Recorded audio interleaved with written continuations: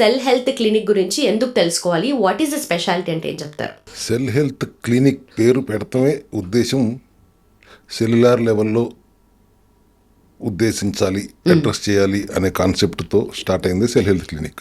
బేసిక్గా human body, ladies human body 25 to 27 trillion.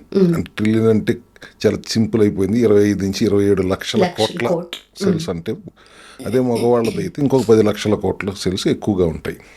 నేను ఎప్పుడు నమ్మే సిద్ధాంతం ఏంటంటే 100 రకాల జబ్బులు లేవు, ఉన్నది ఒకటే జబ్బు, కణం తప్పు చేయటం, సెల్ మాల్ ఫంక్షన్.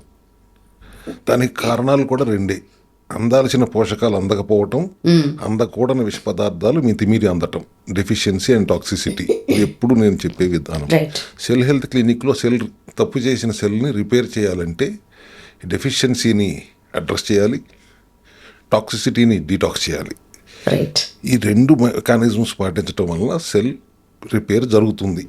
ఈ రెండు ఆ రిపేర్ జరిగే స్థాయి దాటిపోయి ఉంటే 90% సెల్స్ బతికేది 90 నుంచి 100 రోజులే.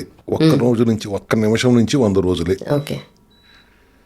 ఆ 90 నుంచి 100 రోజుల పాటు వాటికి ఇంధనం అందనివ్వకుండా వాటిని పస్తు పెడితే ఇమ్యూనిటీ పడిపోయి చెడగొట్టలేక చస్తాయి.